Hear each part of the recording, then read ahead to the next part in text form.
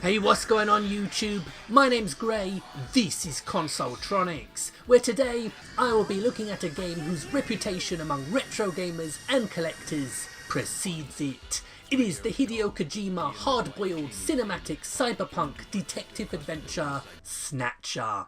Originally released to Japanese exclusive home computers such as the NEC, PC 8801 and MSX2, before console versions found their way onto the PC Engine, the Mega or SEGA CD that you're seeing now, and later ports to both the Sega Saturn and PlayStation 1.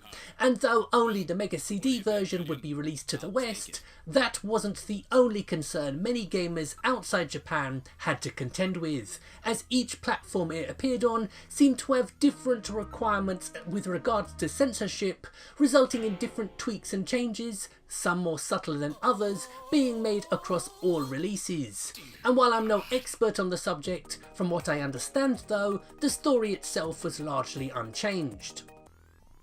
Now, Hideo Kojima, the game's chief creator, writer and designer, is something of an enigma in video games. His most famous series, Metal Gear, is beloved by many, while other high-profile projects like Zone of Enders is simply ignored. To the spiritual successor to this game, Policenauts, which I believe could have found a fanbase in the West but never received an official release outside Japan, though it has been fan-translated, Snatcher though has had a hard time finding an audience. A fact not helped by its only Western version being released on what was a poor attempt by Sega to one-up the SNES with the Mega CD add-on.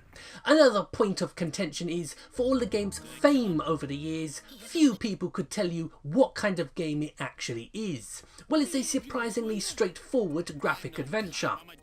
Although I personally would call it more of a visual novel, as there are no branching paths or alternate routes through the game's story, which just has you clicking on choices in your dialogue tree until something happens or you trigger the next event.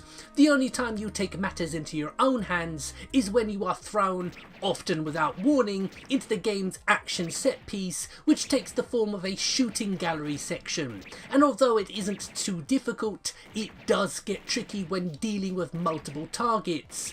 Thankfully though, the focus of the game is on its story, which in true Kojima style is a mashup of all the films, TV and other pop culture he was into at the time. So while shamelessly ripping off Blade Runner, he also throws Terminators, Akira and even William Gibson into the mix, as you control your Decker-esque character into a baffling plot concerning cyborgs known as Snatchers, killing off important individuals and then masquerading as their victims by taking their place in society.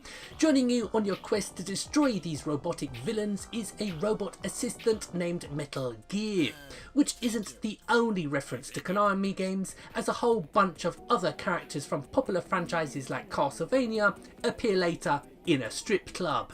Now, while the style of game may not excite many, I want to make it very, very clear that I really like this game. That might have a bit to do with my passion for good old-fashioned point-and-click adventures, but special mention has to go to the team of translators and voice actors who did a terrific job on this game, as it's some of the best voice acting I've heard in a video game from this time. And along with the music, really adds to the atmosphere of what is a very simple but well-told tale, which is helped enormously by the absence of crippling loading times that plagued similar Mega CD releases like Monkey Island, which was so bad that LucasArts scrapped plans to port many of their other point-and-click titles to the system. And while this game is usually compared unfavourably to other Kojima games like Metal Gear Solid, it has to be remembered that Snatcher was not only the first game in which Kojima really let his creative juices flow in terms of story, but it was also released first in 1988, a full 10 years before Metal Gear Solid. Overall, I definitely recommend this game to anyone who likes a bit of sci-fi mixed with gore and that trademark Kojima flair. It has its faults and has been censored in places, but I've always thought it has aged pretty well and is without doubt one of the very best titles to grace the Mega CD.